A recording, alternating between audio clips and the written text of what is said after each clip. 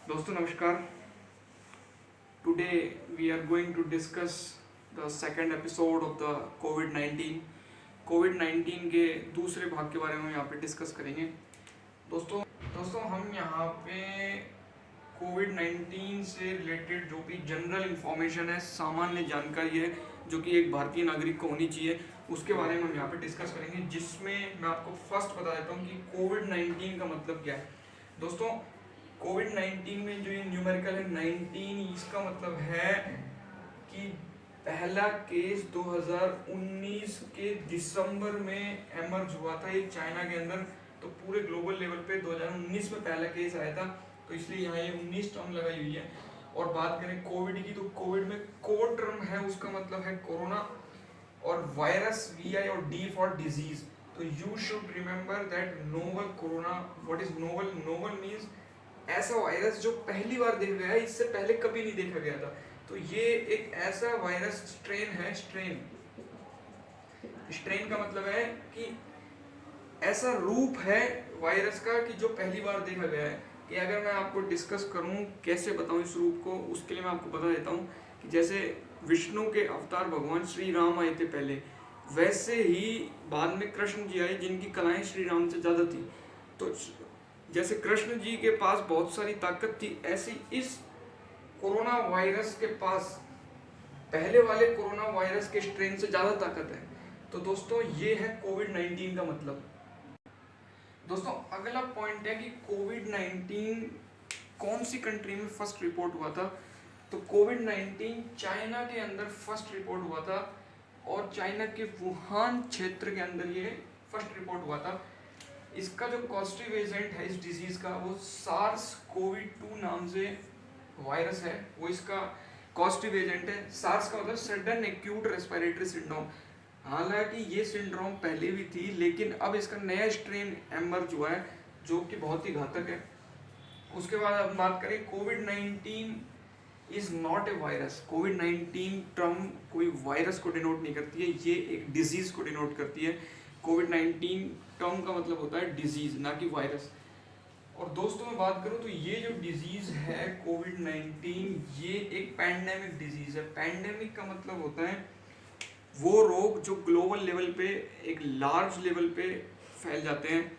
हालांकि ये जो है पहले पॉइंट एरिया से स्टार्ट हुई थी, फिर एपिडेमिक बनी, फिर ये पैंडेमिक डिक्लेयर हो चुकी है।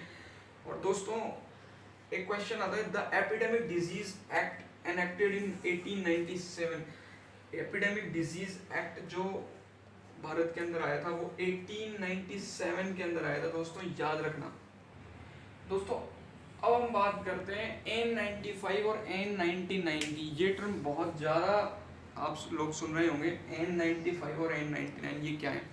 दोस्तों ये मास्क जो आते हैं, पर्टिकुलर मास्क के नाम है ये मास्क होते हैं जो मुंह पे लगाए जाते हैं। ये 95 यहाँ इसलिए बोला गया है दोस्तों, इसलिए बोला गया है क्योंकि जो ये 95% तक एयरबोर्न ड्रॉपलेट्स और जो भी एयरबोर्न इन्फेक्शन है उसको 95% तक माउथ में एंट्री से रोकता है। लेकिन ये ऑयल बेस्ड जो भी एयरबोर्न ट्रांसमिशन है उसको ये नहीं रोकता है। ध्यान रखना दोस्तों, ऑयल बेस्ड ट्रांसमिशन को ये नहीं रोकते हैं दोनों के दोनों मास्क।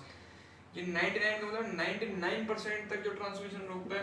तो दोस्तों दोनों की दोनों ये national institute for occupational safety and health जो कि यूनाइटेड स्टेट्स के अंदर है, ये NIOSH के अकॉर्डिंगली इनको सेफ माना गया है। 95 और 99% तक ये ट्रांसमिशन को रोकते हैं।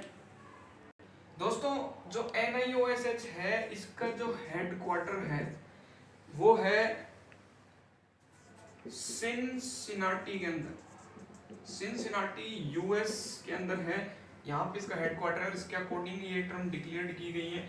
और दोस्तों हम बात करें माइल्ड सिम्टम्स ऑफ कोविड 19, तो माइल्ड सिम्टम के अंदर फीवर होता है, ब्रीदिंग डिसऑर्डर्स जिसमें कफिंग होती है, और समवॉट टायर्डनेस यहाँ पे फील होती है। तो दोस्तों ये माइल्ड सिम्टम्स हैं। उसके बाद इंक्यूबेशन पीरियड की, तो इंक्यूबेशन पीरियड का मतलब क्या होता है? इंक्यूबेशन टर्म का मतलब होता है किसी भी रोग कारक की शरीर में एंट्री के बाद फर्स्ट सिम्टम जब रिकॉर्ड किए जाते हैं क्लिनिशियन द्वारा, तो उसके बीच में कितना गैप आया है, टाइम कितना है, entry of the microorganism और positive agent and showing of symptom, इसके बीच का जो टाइम पीरियड होता है उसे इंक्यूबेशन पीरियड कहते हैं। ये कोरोना वायरस के लिए 1 से 14 दिन तक का है। और दोस्तों इसी के कारण जो क्वारंटाइन पीरियड रखा गया है वो 14 डेज का रखा गया है। दोस्तों आप बहुत सुनते होंगे आरोग्य सेतु। आरोग्य सेतु क्या है? आरोग्य सेतु एक मोबाइल में एप्लीकेशन बनाया था, गवर्नमेंट ऑफ इंडिया ने लॉन्च किया था इसको। आरोग्य सेतु से जो भी कोरोना के पेशेंट्स हैं आपके अराउंड, उन पेशेंट्स की ट्रैकिंग की जा सकती है कि कितने मीटर, कितने किलोमीटर, कितनी दूरी पे वो पेशेंट्स आपसे हैं। वो ट्रैक करके आपको ये इन्फॉर्म करेगा कि इस डिस्टेंस पे कोरोना के पेशेंट्स अवेलेबल हैं, तो आप इतनी दूरी इनसे बनाए रखें। अब कितनी दूरी जरूरी होती है?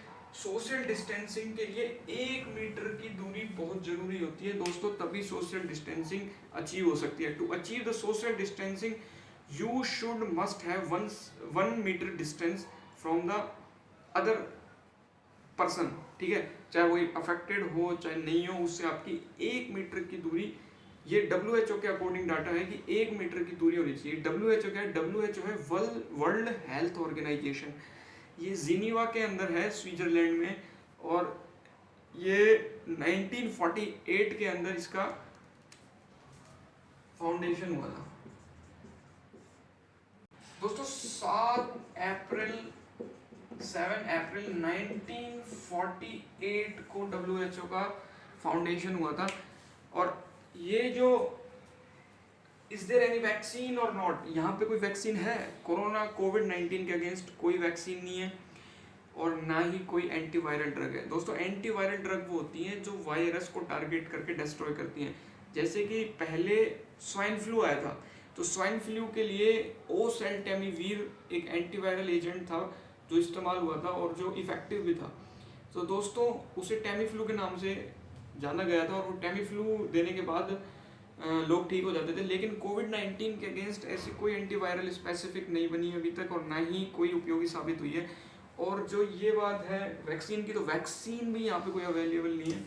दोस्तों मैं बात करूँ कितने टाइम तक हैंड वॉश करना चाहिए, तो दोस्तों साबुन से, सैनिटाइजर से लगभग 20 सेकंड तो मिनिमम आपको हैंड वॉश करने ही चाहिए। दोस्तों बात करते हैं कोरोना वर्ड का मीनिंग है। कोरोना वर्ड का मतलब है crown shape structure. Crown shape structure जो होती है वो कोरोना होती है। इसके स्ट्रक्चर पे स्पाइक्स होते हैं, प्रोजेक्शंस होते हैं, जिसकी वजह से ये मुकुट होता है, जो मुकुट लगाया जाता है उस मुकुट के जैसी इसकी शेप होती है, इसलिए इसको नाम दिया गया कोरोना। अब दोस्तों बात करते हैं कि क्वारंटाइन के किसी भी रूल का उल्लंघन करने पर आईपीसी की सेक्शन 188 188 सेक्शन के अकॉर्डिंगली आपके ऊपर कार्रवाई होगी।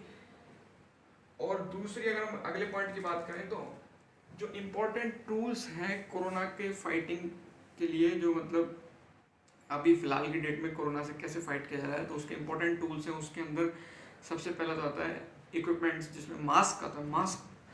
दूसरा हम बात करें तो इसमें हैंड सैनिटाइजर्स जितने भी हैं वो हम इस्तेमाल कर रहे हैं। और सबसे इम्पोर्टेंट टूल जो है कोरोना का आज की डेट में वो है सोशल डिस्टेंसिंग। सोशल डिस्टेंसिंग एक नॉन फार्मास्यूटिकल मेथड है इसको कंट्रोल करने का और रोकने का। दोस्तों मॉर्टेलिटी रेट की बात करें, मॉर्टेलिटी रेट का मतलब होता है कितने कोरोना से मर रहे हैं, कोरोना बीमारी से कितने परसेंटेज मर रहे हैं। तो दोस्तों 3 to 4% पीपल्स will be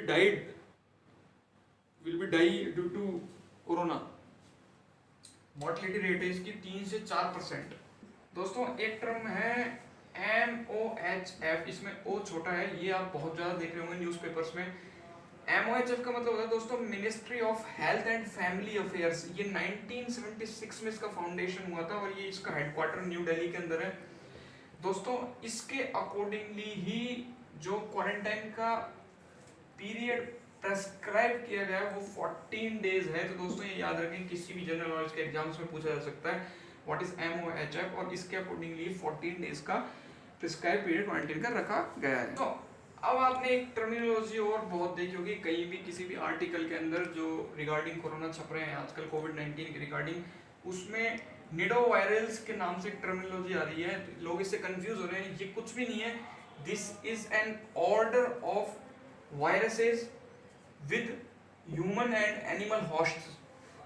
ये एक ऑर्डर है वायरस का जिसके अंदर Coronaviridae family, Arteriviridae family, Roniviridae और बहुत सारी फैमिलीज इंक्लूड होती हैं, जिसमें एक लार्ज फैमिली है जो वायरस कंटेन करती है, जैसे कोरोना विरिडी। तो दोस्तों ये कुछ भी नहीं है, ये एक ऑर्डर है नायरोवायरल्स के नाम से, जिसके अंदर बहुत सारी फैमिलीज आती हैं।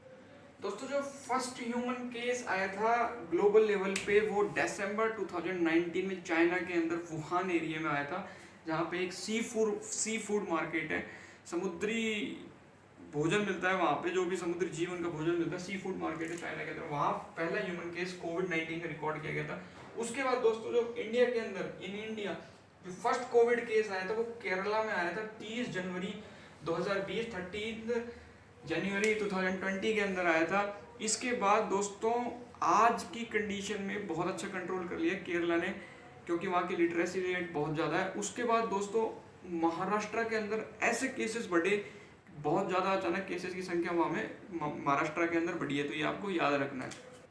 दोस्तों अब बात करते हैं लॉकडाउन जनरल नॉलेज की। लॉकडाउन के अंदर क्या किया गया था कोविड-19 के रिगार्डिंग अगर हम बात करें लॉकडाउन की, तो लॉकडाउन पहला लॉकडाउन जो किया गया था वो 21 दिन का माननीय प्रधानमंत्री नरेंद्र मोदी जी के अनाउंसमेंट पर 24 मार्च 2020 को शाम को किया गया था, और जो उसके बाद उसको एक्सटेंड किया गया 14 अप्रैल को। और दोस्तों मैं बात बता दूं आपको जनता कर्फ्यू की। जनता कर्फ्यू 14 आवर्स का 14 घंटे का जनता कर्फ्यू लगाया गया था, जो 22 मार्च 2020 रविवार के दिन लगाया गया था। दोस्तों ये लॉकडाउन जी के आप याद रखें। तो दोस्तों ये था सेकंड एपिसोड जिसमें हमने कोरोना के रिगार्डिंग जो भी भारतीय नागरिक को ये चीज़ें याद होनी चाहिए और जनरल नॉलेज के लिए किसी भी इंटरव्यू में आपके काम में आ सकती हैं। दोस्तों अगर वीडियो पसंद आई हो तो हम और भी टॉपिक्स पर वीडियो बनाएंगे। हमसे जुड़े रहें, धन्यवाद।